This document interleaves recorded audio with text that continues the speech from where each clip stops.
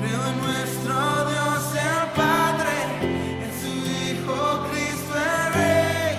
Creo en el Espíritu Santo, Dios tres en uno es. Creo que resucitaste, que nos levantarás. Creo en el nombre de Jesucristo.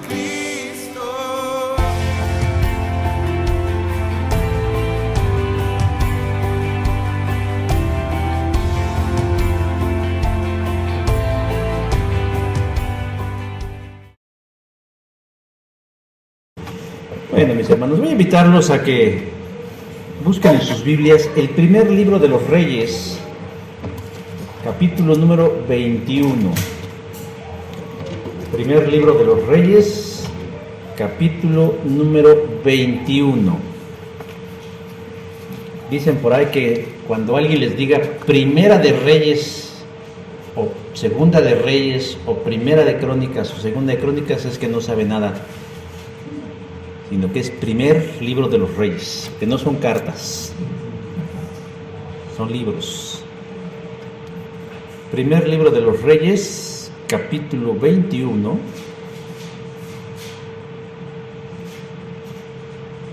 Y vamos a leerlo de forma alternada, es el capítulo 21, es una historia harto interesante. Conforme lo vayan encontrando, les invito a que se vayan poniendo de pie. Yo inicio el verso 1, ustedes verso 2 y todos nos reunimos hasta el verso 29. Dirán, pastor, hoy sí se manchó, son hartos versículos. No, ni son tantos. Capítulo 21, primer libro de los Reyes. Y dice así la palabra del Señor. Pasadas estas cosas, aconteció que Nabot de Jezreel tenía allí una viña junto al palacio de Acab, rey de Samaria. Y Acab habló a Nabot, diciendo: dame mi viña para un huerto de legumbres, porque casa gana en casa, y yo te daré de ella otra viña mejor que esta. O si mejor te pareciere, te pagaré su valor en dinero. Y Nabot respondió a Acab: guárdame Jehová de que yo te dé a ti la herencia de mis padres. Y vino Acab a su casa triste y enojado por la palabra que Nabot de Jezreel le había respondido, diciendo: no te daré la heredad de mis padres. Y se acostó en su cama y volvió su rostro y no comió. Y vino a él su mujer Jezabel y le dijo: ¿por qué está tan decaído tu espíritu y no comes? Él respondió: porque hablé con Nabot de Jezreel y le dije que me diera su viña por dinero, o que si más quería, le daría otra viña por ella. Y él respondió: yo no te daré mi viña. Y su mujer Jezabel le dijo: ¿eres tú ahora rey sobre Israel?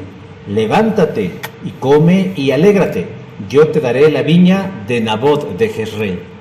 Entonces ella escribió cartas en nombre de Acab y las selló con su anillo y las envió a los ancianos y a los principales que moraban en la ciudad de Nabot.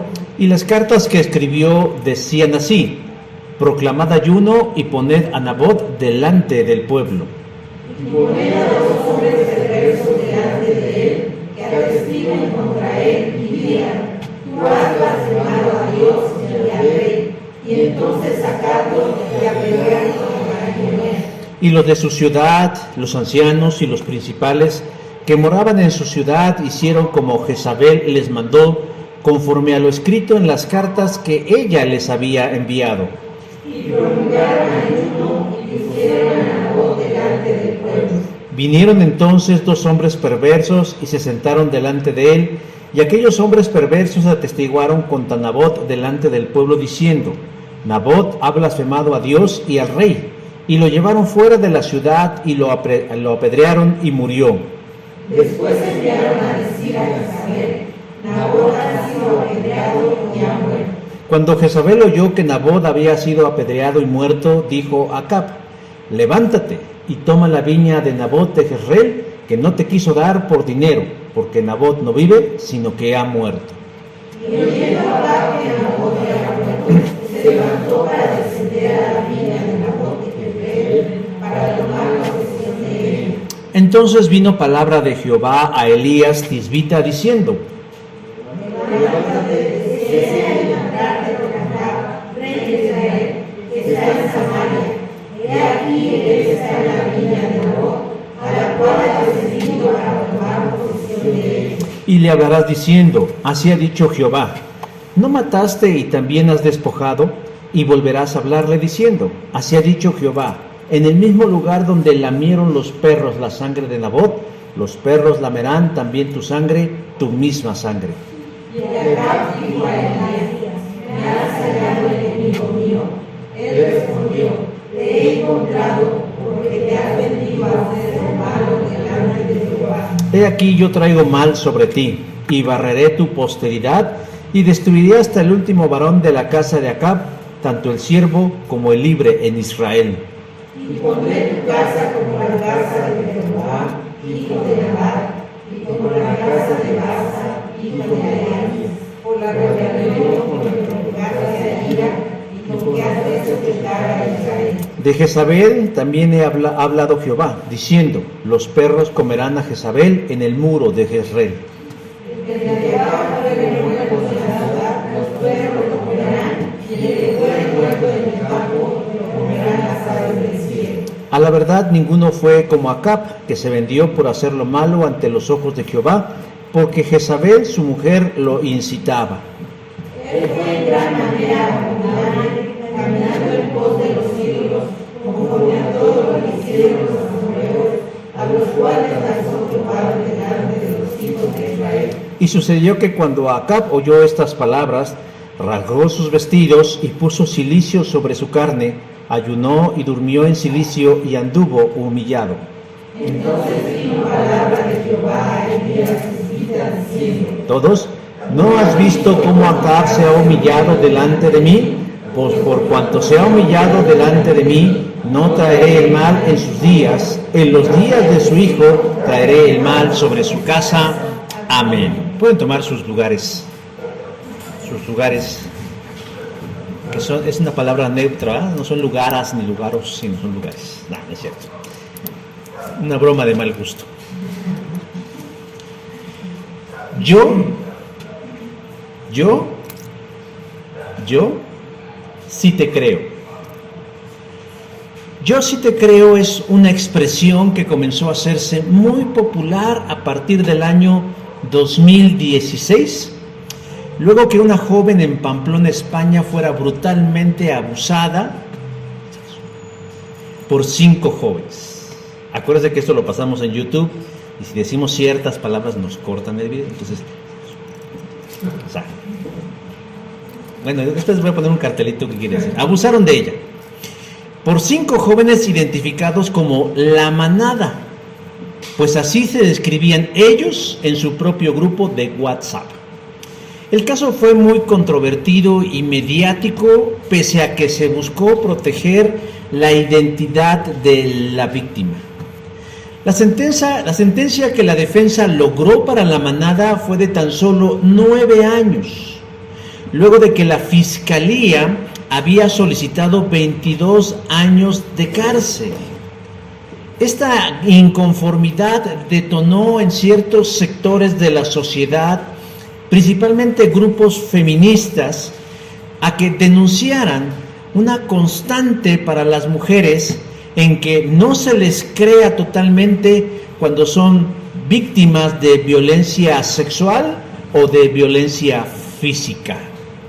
Así pues, nació el movimiento Yo sí te creo, lo cual no es otra cosa más que un cheque en blanco a las mujeres en toda situación de violencia.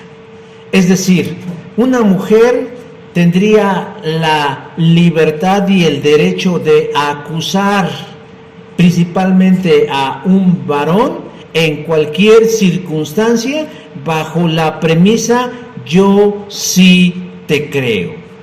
Tenemos que reconocer que la medida yo sí te creo tiene cierta virtud, porque hay ocasiones en las que en verdad la autoridad no le concede a una víctima de abuso o de violencia el beneficio de la verdad.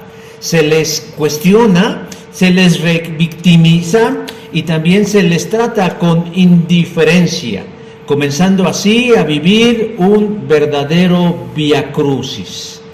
Sin embargo, como todo lo que surge del ser humano, es susceptible de corromperse o de distorsionarse, porque es algo que el feminismo se niega a aceptar. La violencia y la maldad no tiene género. Es decir, no importa si se es mujer o si se es hombre, hay mujeres que actúan de manera dolosa y perversa, y quienes pueden utilizar esta medida del yo sí te creo para su beneficio y para perjudicar a otros. De tal manera que el yo sí te creo absoluto sí ha sido utilizado por algunas mujeres para vengarse de sus parejas, inventándoles delitos que no existen, con la máxima de que la autoridad y la sociedad les tiene que creer sin chistar, cometiendo así verdaderos actos de injusticia. Ahora, yo quiero precisar algo importante. Yo estoy convencido que cuando alguien en realidad es víctima de un abuso, sea físico o sexual, tiene todo el derecho a denunciarlo y ser atendido con prontitud y con justicia, siempre y cuando tenga las evidencias tangibles, palpables, visibles, contundentes de que esto así sucedió. Por lo tanto, sí hay que creerles. Pero no podemos darle un cheque en blanco a todos en este sentido, porque tenemos que reconocer que ya vivimos en una cultura de la injusticia gratuita. ¿A qué me refiero? A esas situaciones en donde no existe una falta o un delito, pero alguien nos acusa inventando cargos con el único afán de perjudicar o de obtener un beneficio o interés. La difamación es la herramienta favorita para cometer este tipo de injusticias, porque inventan o tergiversan situaciones para castigar o para vengarse de los otros. Con el advenimiento de las redes sociales, déjeme decir que esto ha crecido exponencialmente, no solo en la rapidez con la que se difunde una infamia, sino con el alcance porque se llega a muchas personas. Pero si esto no es suficiente, tendríamos que añadirle que el castigo o el perjuicio es de dimensiones catastróficas, porque muchas veces cuando su rostro se proyecta en internet siendo acusado falsamente de algo, déjeme decir que eso se queda ahí para siempre, porque dicen los que saben que es prácticamente imposible de borrar, de bajar o de quitar, y la persona que fue acusada vivirá por siempre con esa carga y nunca será resarcida su reputación. ¿Por qué? Porque la gente es muy crédula, y aunque el yo sí te creo se creó para un fin específico, la gente lo aplica para todo lo que les llega a sus redes sociales. Que si de pronto alguien dice que usted robó, así fue. Que si fulanita es infiel, lo más seguro es que sí. Que si tu papá vende sustancias ilegales, es muy probable que así sea. Y en muchos de los casos muchas de estas situaciones no son comprobables. Por eso, nosotros debemos ser muy cuidadosos de todo lo que nos llega a los oídos, de todo lo que nos llega a nuestros ojos, y ser sabios y no sumarnos a esta cultura de injusticia que prevalece ya en nuestra sociedad, porque cualquiera de nosotros puede ser víctima de esta infamia, solo porque le cae mal a alguien, solo porque le estorba a alguien, o solo porque hizo algo a alguien que no le gustó. Nabot es un hombre que tenía una viña, justamente al lado de la casa del rey de Israel en Samaria. Y sabe, ese era su pecado. Solamente ese era su pecado, porque bastó que una mala persona, una perversa persona, hiciera correr un rumor acerca de Nabot y perderlo todo, inclusive la vida. Pero quienes le arrebataron la vida no fueron quienes lo acusaron, sino quienes le creyeron lo que dijeron de Nabot.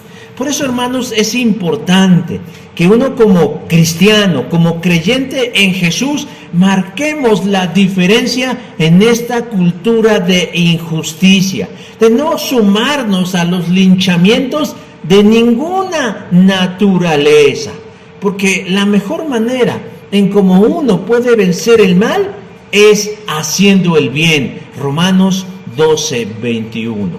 Por eso yo los invito hoy, hermanos, a que descubramos más acerca de esta cultura de la injusticia y podamos identificarla y alejarnos de ella, no sumarnos a ella. O si de plano es muy fuerte, hermanos, la denunciemos y marquemos, hermanos, que no podemos nosotros ser injustos en aquellas cosas que no podemos probar. Porque nosotros debemos ser justos como nuestro Señor Jesús es justo. Ahora, ¿qué es lo primero que nos dice el pasaje en relación a esta cultura de injusticia? El pasaje lo primero que nos dice de la cultura de injusticia es que siempre tiene un motivo, que siempre tiene un origen, que siempre tiene una razón. Verso 2 dice, dame tu viña para un huerto de legumbres. El texto nos dice que el rey de Israel, Acab, acababa de vencer a los sirios. Primer libro de los Reyes, capítulo 20. Por eso dice, pasadas estas cosas. Pasadas estas cosas, se nos dice que tenía un vecino llamado Nabot.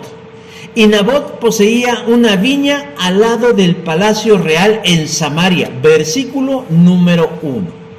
Y de pronto a Acab se le antojó que quería el terreno para utilizarlo y sembrar, versículo 2, legumbres.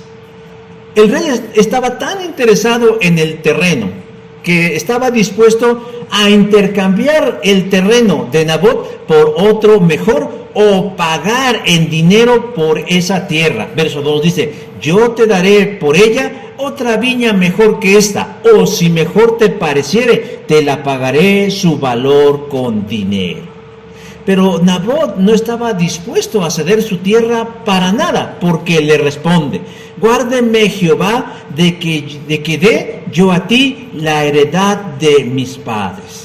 Para Nabot no era un asunto de dinero, no era un asunto de conveniencia, era de un valor sentimental, era la herencia de sus padres y él no pensaba deshacerse de ella, aunque la oferta era extraordinariamente buena. Tal vez un terreno más grande, tal vez un terreno en una mejor ubicación, o tal vez una buena cantidad de dinero. Pero Nabot no estuvo dispuesto a venderla o a intercambiársela al rey Acab.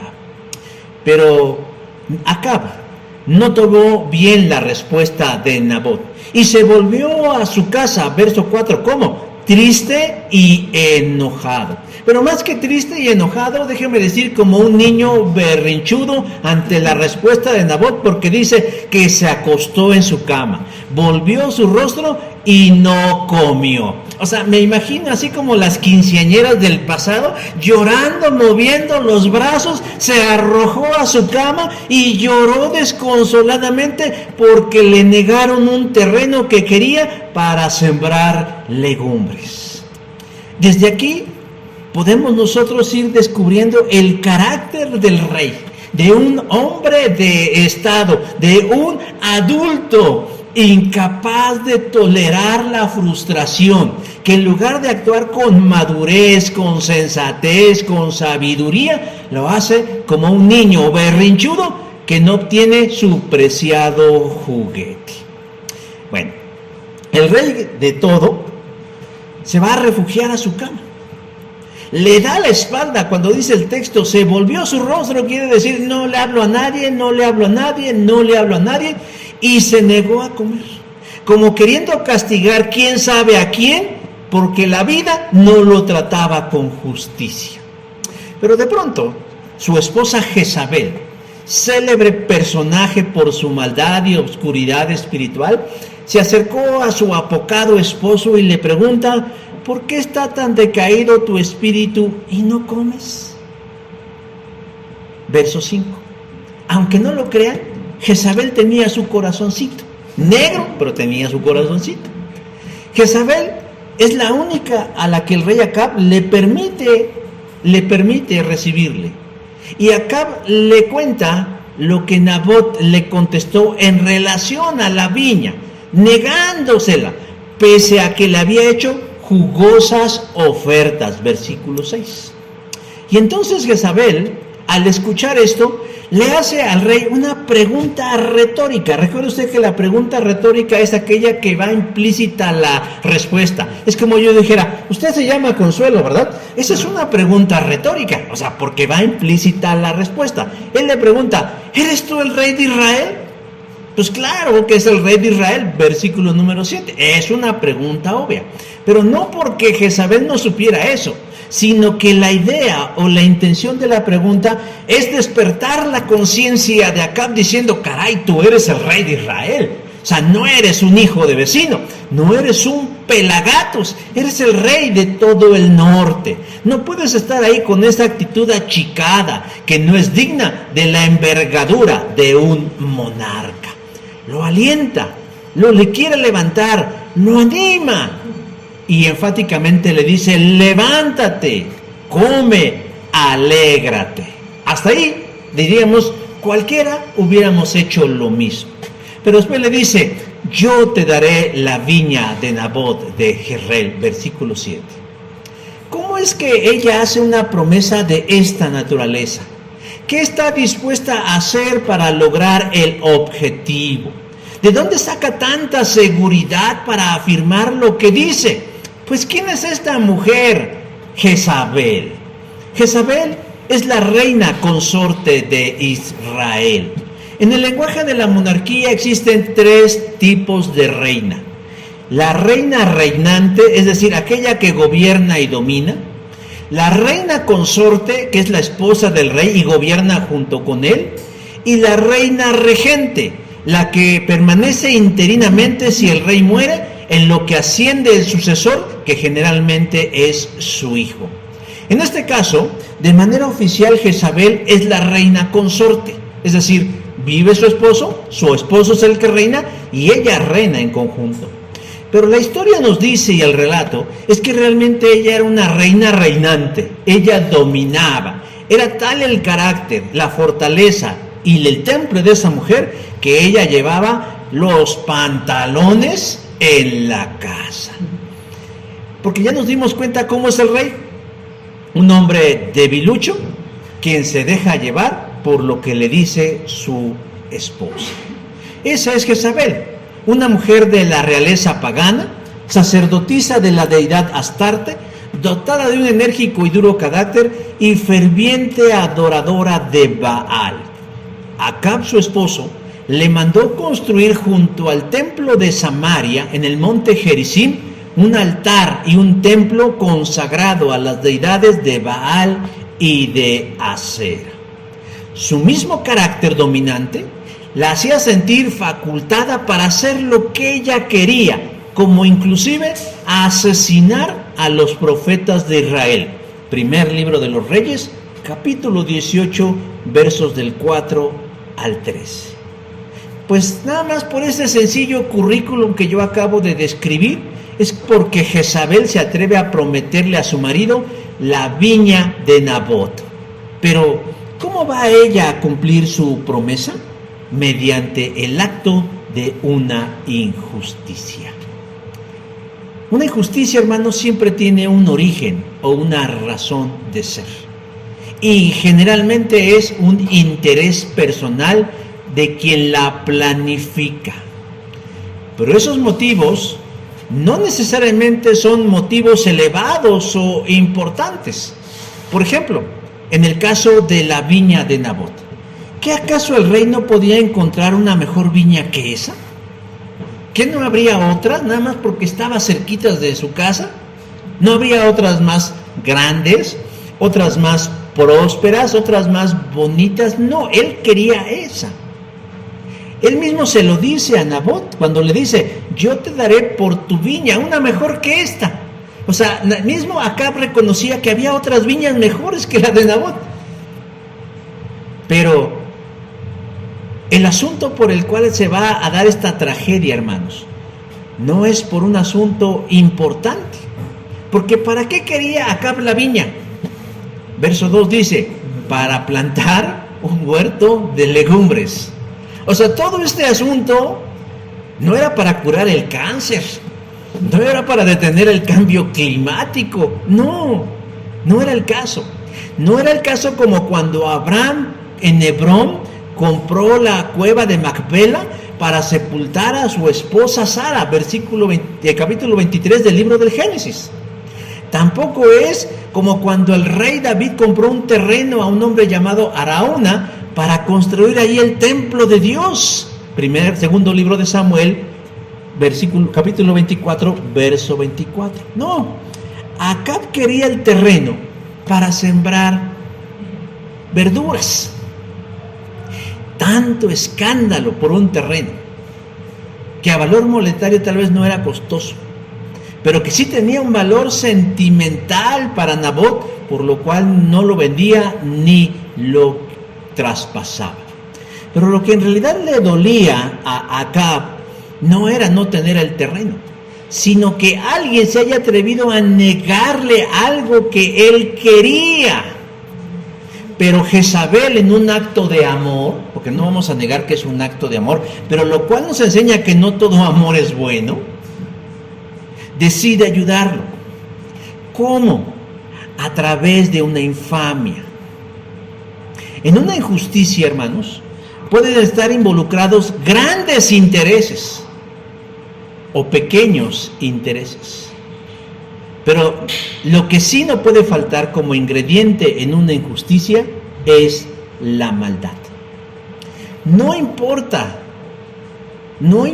lo que lo origine, lo que importa es lograr el objetivo, sin importar por encima de quién pasemos, a quién perjudiquemos, a quién dañemos, a quién nos llevemos, como se dice coloquialmente, entre las piernas, entre las patas, dicen ahí.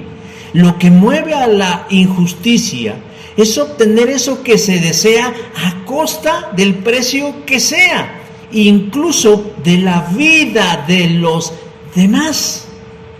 Y eso, hermano, es muy grave. Lo segundo que nos dice el texto, hermanos, es que en una cultura de injusticia hay varios personajes. Verso 13 dice: y lo llevaron fuera de la ciudad y lo apedrearon y murió.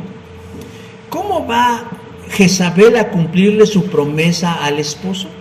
Ella ya tiene un plan, cómo hacerle para que su esposo tenga la viña que tanto desea. Desde ahí empezamos a identificar a los culpables y o responsables, siendo Jezabel la mente maestra de la injusticia. Lo primero que ella hace es redactar una serie de cartas con instrucciones precisas, versículo número 8, pero no las suscribe a su nombre, sino que dice: en nombre de Acab, y la selló con su anillo. Esto significa, hermanos, que Acab no está exonerado de la responsabilidad del acto injusto que está por suceder. Al contrario, también es responsable, porque el hecho de que Jezabel utilice el sello del anillo para darle validez a sus cartas, habla de que el rey estaba de acuerdo, conocía el plan y concedía que ese plan se llevara a cabo. Las cartas fueron dirigidas al liderazgo de Jezreel, donde vive Nabot, versículo número 8, ancianos y principales de Jezreel. Pero ¿qué dicen esas cartas? ¿Por qué son tan importantes? Las cartas llevan instrucciones específicas y precisas de lo que ellos, ancianos y principales, deben hacer. Primero, deben lanzar una convocatoria de ayuno, invitar a la población a hacer un ayuno. Esto únicamente es una medida para curarse en salud, para validar el acto que van a llevar a cabo con Nabot, pontificar una injusticia, o sea, hacerle creer a la gente que en verdad van a tomar una gran decisión, una decisión justa. Pero lo que ellos no saben es que en realidad van a presenciar y van a participar en un acto injusto, en un acto vil y en un acto cobarde. Pero lo quieren disfrazar convocándolos, diciendo convoquen a un ayuno. Lo segundo que tienen que hacer es pon a Nabot delante del pueblo. Verso 2. ¿Qué significa eso? Que la reunión iba a ser en un lugar público, muy probablemente una plaza, un lugar donde cupieran todas las personas, y poner un templete donde sentarían a Nabot delante de todo el pueblo y someterlo a un juicio sorpresivo y sumario, pero Nabot no sabría a qué iría a ese lugar. Tercero, 2 personas descritas como perversos, verso 10, atestiguarían falsamente contra Nabot, acusándolo de haber blasfemado a Dios y al rey, verso 10. Y conociendo que la gente, no importa de qué época sea, no verifican lo que le dice, reaccionarían muy ofendidos y atentarían contra la vida de Nabot. Bueno, este es el siniestro plan de Jezabel para conseguir la viña que su marido quiere para sembrar legumbres. El poder y la influencia de Jezabel es mucho, porque se nos dice que los principales y los ancianos de Jezreel hicieron como lo dijo en todas sus cartas. Ahora, vamos a tratar de empatizar un poco con Nabot. ¿Se pueden ustedes imaginar de pronto su reacción cuando él se entera de una convocatoria a un ayuno? Él dice, bueno, pues algo importante va a suceder. Y que de pronto yo no sé si a él le llegó una invitación personalizada para presentarse en la plaza pública de Jezreel. Pero el desconcierto debió haber sido algo presente en la mente de Nabot cuando de pronto se enteró que se requería de su presencia, Y respondió afirmativamente. Yo creo que todos los que estamos aquí, en algún momento de nuestra vida hemos estado en un momento de injusticia. Yo espero que nunca siendo parte de la injusticia, sino a lo mejor hemos sido víctimas de alguna injusticia. Y usted puede entender mucho a Nabot acerca de lo que se siente cuando se hace o se dice algo que no es cierto. A lo mejor un hermano nuestro dijo, Gerardo se comió la última rebanada de pastel, y no se la comió Gerardo, ¿no? Se la comió el que lo está acusando. O cosas más graves, ¿no? Cuando íbamos en la escuela y fulanito se salió de la clase y de pronto a uno lo acusan. Bueno, traten de imaginarse, guardando las debidas proporciones, eso en una dimensión mucho más grande. Porque no es lo mismo que te acusen a que te guardaste el cambio de las tortillas, a que de pronto te van a acusar de algo tan grave en lo que peligra tu vida. Muchas son las emociones, los sentimientos y los pensamientos. Y yo creo que la incertidumbre es el principal que invade la mente de Nabot. ¿Qué está pasando? ¿Por qué me mandan a mí una invitación personalizada para presentarme ahí? Nerviosismo, miedo, sorpresa, tal vez enojo, impotencia, no sé. Tal vez el solo hecho de decir no sé si ir o no ir.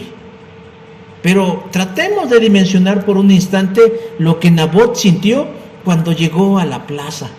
Cuando tal vez alguien amablemente lo tomó y lo dirigió hacia la parte principal.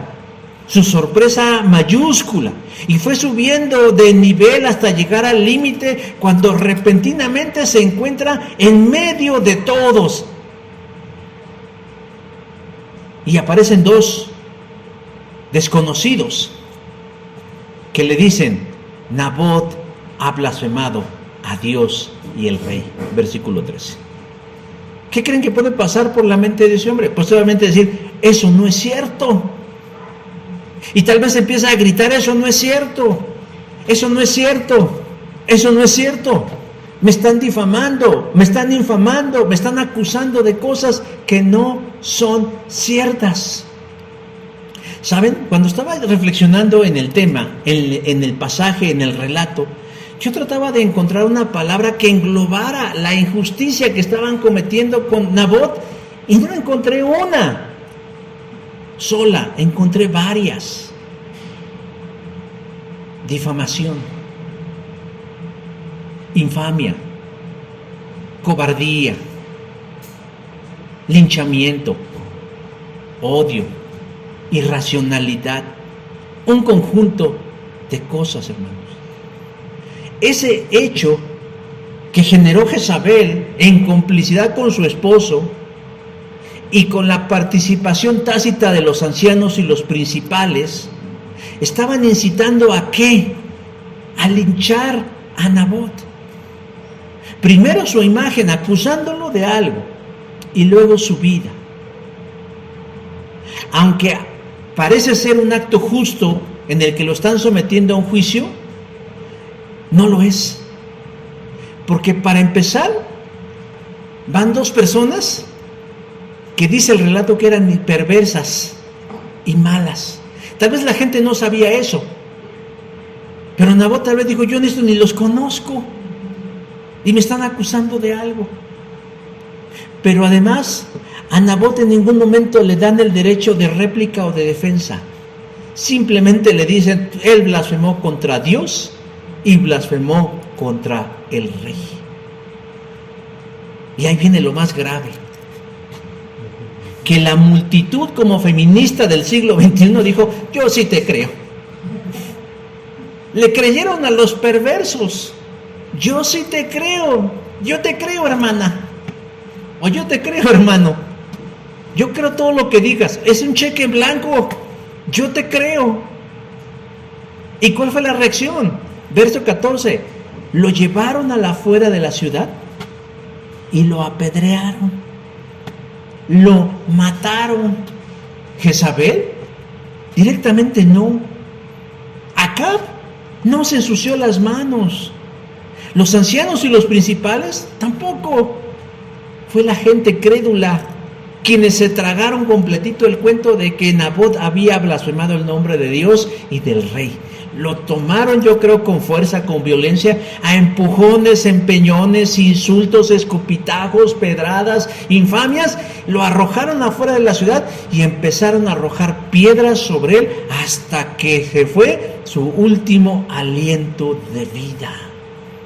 Ellos fueron los ejecutores, los actores materiales de la muerte de Nabot. Pero hay muchos más culpables. La mente maestra, Jezabel y su esposo Acab. Los principales y los ancianos de Jezreel que cumplieron las órdenes de su autoridad superior. Y de aquí hay una idea importante. No porque una autoridad diga que algo es legal, eso quiere decir que es justo. Porque la autoridad puede decir que el aborto es legal, pero eso no es justo.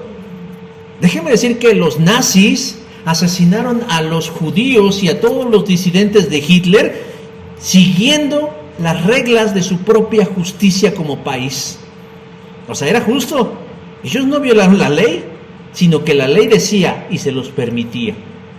Pero entonces no todo acto legal es justo. Aquí ellos estaban ciñéndose a la autoridad, ciñéndose a las cabezas, y cometieron un acto de injusticia. Pero hay un cuarto culpable, y tal vez el peor de todos: el pueblo de Jezreel, porque se dejó llevar por el rumor, por las palabras, por los dichos, por los testimonios de alguien que ni sabían quiénes eran. No investigaron, no preguntaron, no dieron el beneficio de la duda, se tragaron el engaño, no discernieron y fueron la mano ejecutora de la infamia y del horror. Hermanos, hoy en día, este es el pan nuestro de cada día, porque literalmente mucha gente juega con la integridad y la honorabilidad de las personas. Y algunos juegan distintos papeles.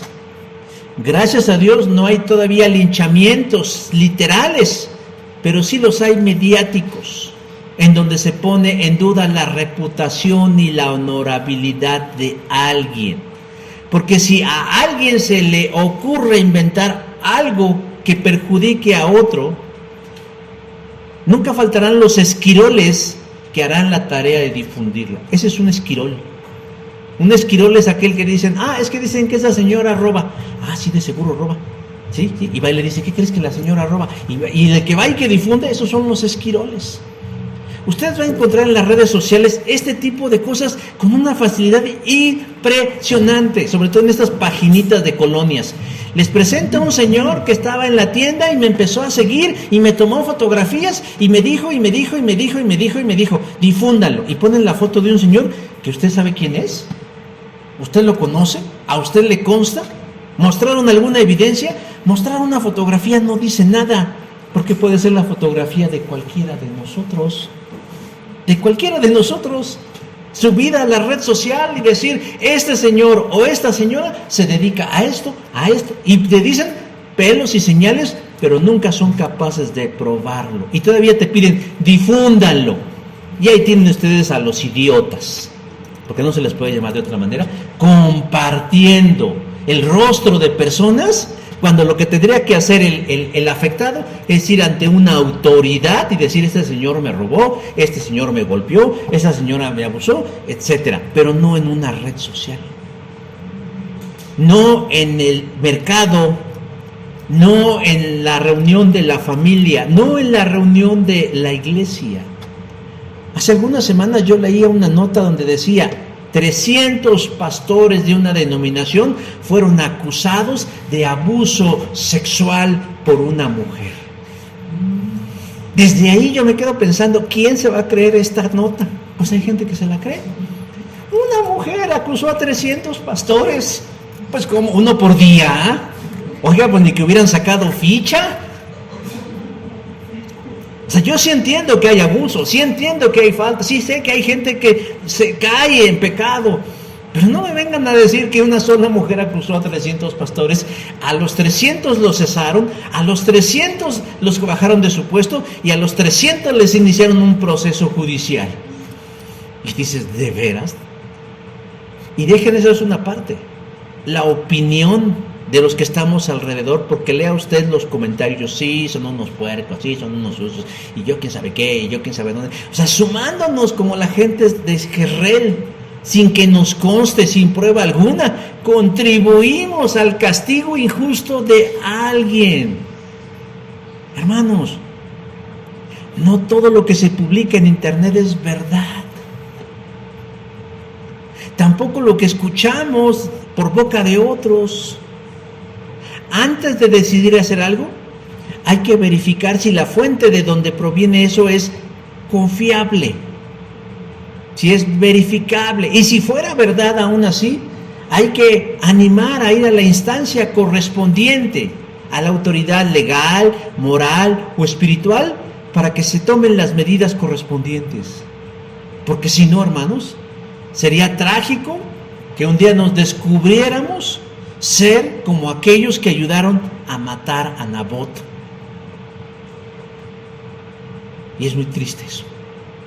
Lo tercero que nos dice el texto en relación a la cultura de la injusticia, no solamente es que hay un origen, una razón, un motivo, o que hay actores, diferentes actores o involucrados, sino que hay consecuencias consecuencias de la injusticia, verso 21. He aquí yo traigo mal sobre ti. Una vez consumada la maldad, le informan a Jezabel que la misión ha sido cumplida, verso 15.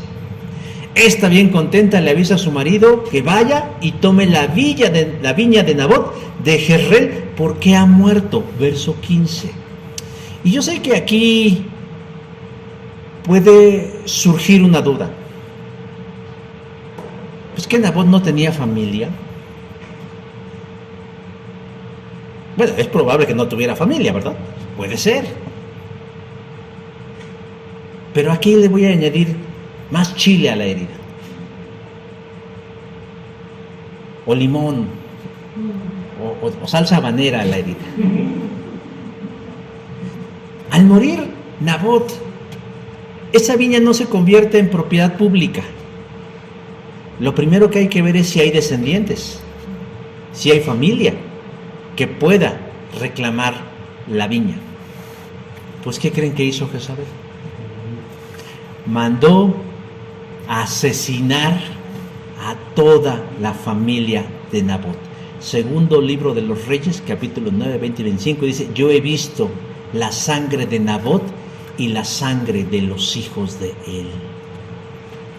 O sea, para que el angelito de Acab se pudiera hacer de su terrenito y pudiera sembrar sus verduritas, su amada esposita no solo cometió una infamia con el dueño de la viña, sino que se garantizó que nadie la reclamara y mandó matar a toda la descendencia de Nabot. Posiblemente sus padres, hermanos, hijos, sobrinos, primos, que no quedara nadie que pudiera reclamar esa viña. Maldad sobre maldad. ¿Qué podemos hacer ante algo así, hermanos? Bueno, si ojalá no nos involucráramos, sería genial.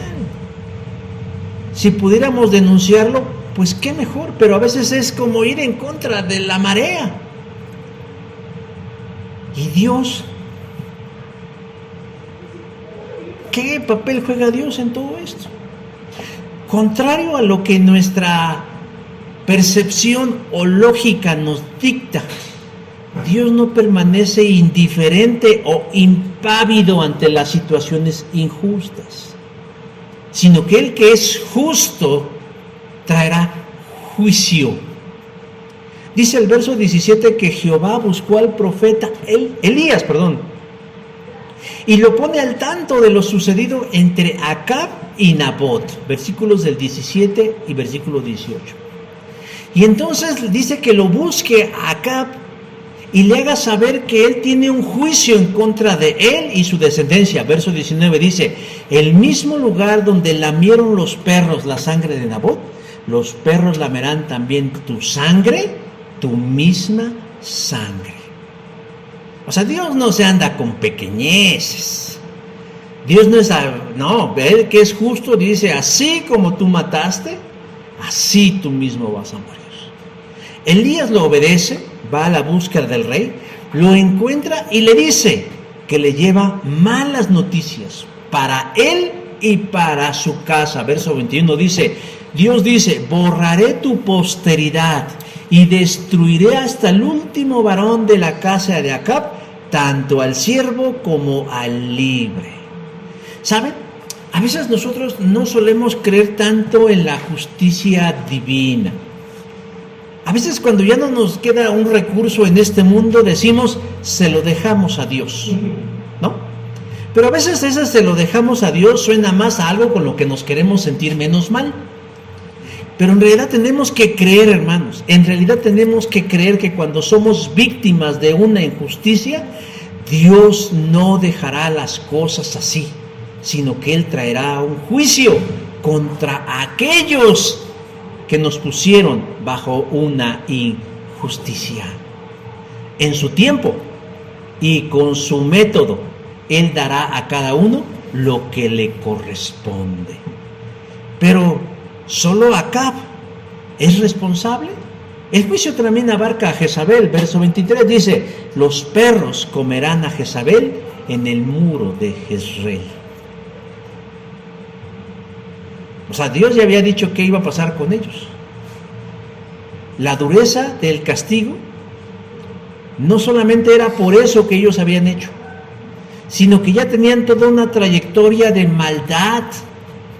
Es más, ahí en el versículo 26, creo que sí dice así: a la verdad ninguno fue como Acab, que se vendió para hacer lo malo ante los ojos de Jehová, porque Jezabel su mujer lo incitaba. O sea, ¿qué está diciendo ahí Dios? Pues este hombre ha sido así, pero más desde que conoció a esta mujer. Ustedes han escuchado esa frase, sobre todo en las parejas, cuando dicen, perdón, es que desde que estás con fulanito o con perenganita, saca lo mejor de ti. ¿No han escuchado eso? Cuando alguien conoce a alguien en el amor, y a lo mejor ese alguien de pronto se transforma y dicen, es que fulanita, tu pareja, tu esposo, tu novia, tu novio, según sea el caso, saca lo mejor de ti. Eso es algo bueno. De pronto que alguien reconozca que tu esposa saca lo mejor de ti. Pero también ocurre en el caso inverso. Desde que estás con esa vieja, sale lo peor de ti. O al revés, desde que estás con ese viejo, sale lo peor de ti. Y en el caso de Acab así era, así lo está diciendo Dios. Como dicen en esos memes, desde que está Acab con esa vieja, saca lo peor de él. Señor, no podemos poner esas cosas. Entonces pongan. A la verdad ninguno fue como Acab, que se vendió por hacer lo malo ante los ojos de Jehová, porque Jezabel su mujer lo incitaba. Jezabel sacaba lo peor de Acab. O sea, no está diciendo que Jezabel por sí misma era la mala del cuento. Él tenía lo suyo. Y hicieron una mancuerna y sacaban lo peor. Porque si una tenía las ideas perversas, el otro le daba permiso. Y qué horror de personas. Bueno, la dureza del castigo, decía yo, no solo era por el caso de Nabot, sino por toda una trayectoria de maldad, a razón de la influencia que Jezabel ejercía sobre su marido, el rey. Cuando Acab supo lo que Dios iba a hacer, verso 27 dice, rasgó sus vestidos, puso cilicio sobre su carne, ayunó y durmió en cilicio y anduvo humillado. Versículo 27. Parece que Acab se sintió mal, le dio pechito. Ay, me siento mal. Bueno, después de estas palabras, ¿quién no se iba a sentir mal? Si tienen un poco de corazón y de conciencia, el que Dios te diga que tu sangre la van a lamer los perros, dices, ay, o que a tu esposa la van a comer, pues dices, sientes feo. Él se sintió mal, no sé, yo creo que no se arrepintió, simplemente se sintió mal. Pero no era un arrepentimiento genuino, sino solo la postergación de algo que iba a suceder. Porque déjeme decir que parece que Dios le cree. Dice verso 29, le dice Dios a Elías, ¿no has visto cómo Acab se ha humillado delante de mí? O sea, pareciera como que de pronto un punto a favor de Acab. A lo mejor fue sincero, pero a veces ser sincero no es suficiente, porque su sinceridad no quitaba las infamias que había realizado. Y le dice a Elías, no traeré el mal en sus días, en los días de su hijo traeré el mal sobre su casa. O sea, pues nada más nos vamos a esperar tantito. Será a través de sus hijos, Ocosías y Joram, quienes vendrá el mal sobre su casa. Pasaron 3 años, hermanos, de lo que Dios dijo. Por eso digo, Dios tiene sus tiempos. Pasaron 3 años, y donde pareciera que el asunto de Nabot quedó en el olvido y en la impunidad. Nadie hizo nada. Nadie hizo una marcha, nadie puso un altar, nada. Pero llegó el juicio de Dios. Durante una batalla de Israel contra los sirios, Acab, que andaba de metiche, fue herido por una flecha. Una herida en el pecho que le hizo que su sangre se derramara sobre el carro en el que era transportado de regreso hacia el palacio. Cuando llegó al palacio, fue atendido de urgencias, con la mejor de las atenciones que un rey pueda recibir. Pero su destino ya estaba dicho. Murió y fue sepultado en Samaria. Y alguien dirá, bueno, ¿y qué pasó con la profecía y que los perros iban a lamer la sangre y no sé qué? Bueno, Cuando muere Acab, el carro donde fue transportado iba manchado de sangre. Fue llevado a lavar en un estanque de Samaria en donde se bañaban las prostitutas. Y ahí, mientras esperaba ser llamado, dice, primer libro de los Reyes, capítulo 22, verso 38, que una jauría de perros se acercó y empezó a lamer la sangre del rey que estaba en ese carro. La imagen es bastante escatológica, ¿verdad? Los perros no tienen vergüenza. Cuando muere Acab, sube al trono su hijo Ocosías, que siguió con la misma línea perversa que su padre y su mamá, y solo reinó por 2 años y murió. Segundo libro de los Reyes, capítulo 1, verso 17.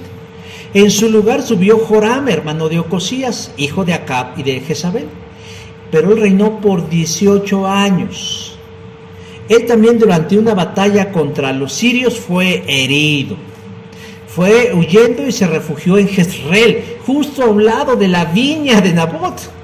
Y ahí se quedó por un tiempo escondido, esperando que se tranquilizaran las aguas. Pero Dios le pidió al profeta Eliseo que ungiera a un hombre llamado Jehú como rey de Israel. Y eso daría por terminado el reinado de la dinastía de Acab. Obviamente Joram, cuando se enteró que había sido usurpado el trono, no se quedó con las manos cruzadas, pero Jehú fue a buscarlo a Jezreel y lo mató brutalmente, cumpliendo así el juicio contra Dios. Segundo libro de los Reyes, capítulo 10. Pero Jehú no solo mató a Joram, mató a los hijos de Joram, a los otros hermanos, a los otros 40 hermanos de Joram, que eran 40, a sus sobrinos, a sus tíos, bueno, hasta las personas que servían en la casa, sirvientes, mucamas, cocineros, a todos los mataron, Y así se cumplió el juicio de Dios en contra de los varones de la casa de Acab. Y Jezabel, apá. Cuando Jehú llega a Jezreel, después de haber matado a Joram, dicen que Jezabel se arregló mucho y se asomó a la ventana de la casa de descanso en Jezreel, y cuando vio llegando a Jehú le dijo: «¿Eres tú el asesino del rey?». Y entonces Jehú dijo: «¿Quién está conmigo?», porque ahora era el rey. Y que unos sirvientes que estaban ahí se pusieron detrás de Jezabel y les dijo Jehú: «Arrójenla por la ventana». Arrojaron a Jezabel por la ventana. La caída debió haber sido muy aparatosa, porque dicen que se estrelló contra el piso y murió. Su sangre se esparció por el piso de la casa de Jezreel. Después pasó el caballo de Jehú sobre de ella su carro y la acabó por despedazar. Segundo libro de los Reyes, capítulo 9, versos del 30 al 33. Jehú entró con los suyos dentro de la casa de Jezreel y celebraron el fin de la casa de Acab. Luego de un ratito, Jehú dijo, así dice, «Vayan y sepulten a esa maldita», porque al final de todo era hija de un rey, ¿no? Y dice que cuando fueron a recoger lo que quedaba, la escena era horripilante. Segundo libro de los Reyes 9:35 dice: «No hallaron de ella más que la calavera, los pies y las palmas de las manos. Y lo demás se la comieron los perros». ¡Ay, esos perros! Tal como Dios lo había ordenado mediante el profeta Elías. Nada ni nadie quedará impune. Por eso es mejor conducirse con rectitud y justicia, porque como dice el autor a la carta a los Hebreos, horrenda cosa es caer en las manos del Dios vivo. Hoy en día, hermanos, Es muy sencillo caer en la cultura de la injusticia. Y peor aún, creyendo que hacemos un bien, pero no dimensionamos que nuestras buenas acciones a este respecto pueden causarle mucho daño a alguien o a nosotros mismos cuando actuamos de manera injusta. Por eso la exhortación es muy clara, hermanos. Conduzcámonos con sabiduría y temor de las cosas. Oremos antes de actuar y de emitir una opinión acerca de otros.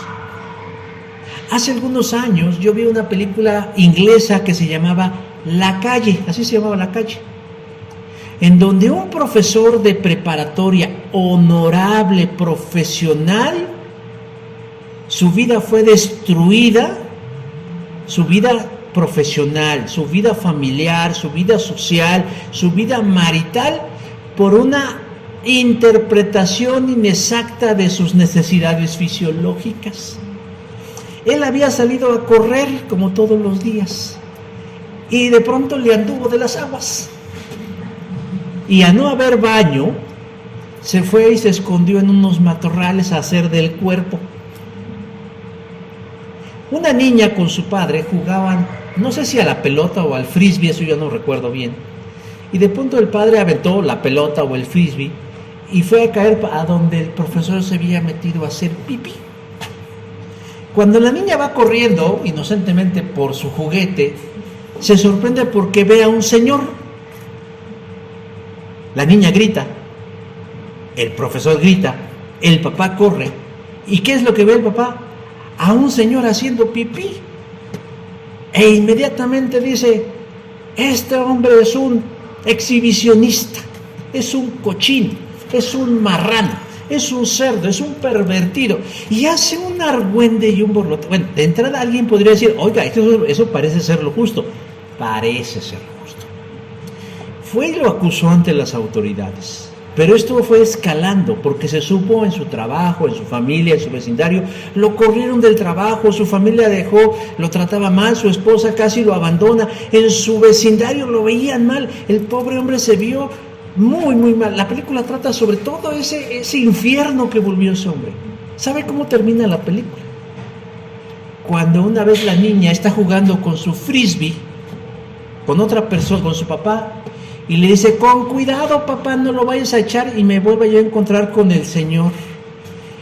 Y le dijeron, hasta ese momento se les ocurrió preguntar, ¿y por qué te asustaste, mijita? Pues porque yo no pensé encontrarme a nadie. O sea, la niña no vio nada.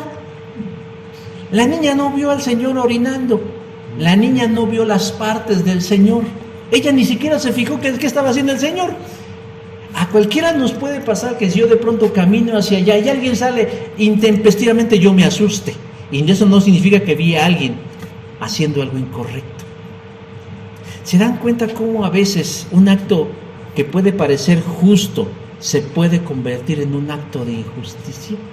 Cuando no discernimos, cuando no pensamos, cuando no nos detenemos a actuar de una manera justa. Hermanos, si uno como hijo es preso de la injusticia, debemos descansar en que Dios es justo.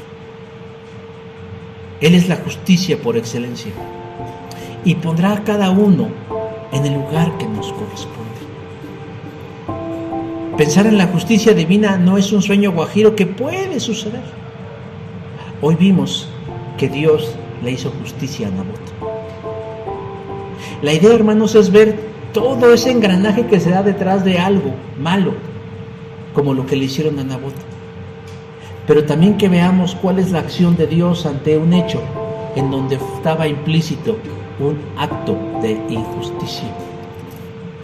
Porque lo que prevaleció al final era la luz de la justicia divina en la vida de Acab, en la vida de Jezabel, en la vida de su descendencia, y a saber qué pasó en la vida de esos ancianos y principales de Jezreel, y en la vida de todos aquellos que arrojaron la primera piedra, la segunda piedra, la tercera piedra, para quitarle la vida. Ojalá y no hayan podido volver a dormir tranquilos, por haber sido tan necios y tan tontos, de haberse dejado llevar por la injusticia y la maldad de unos infames, como lo eran Acab y Jezabel. Nosotros seamos sabios, hermanos. Verifiquemos siempre.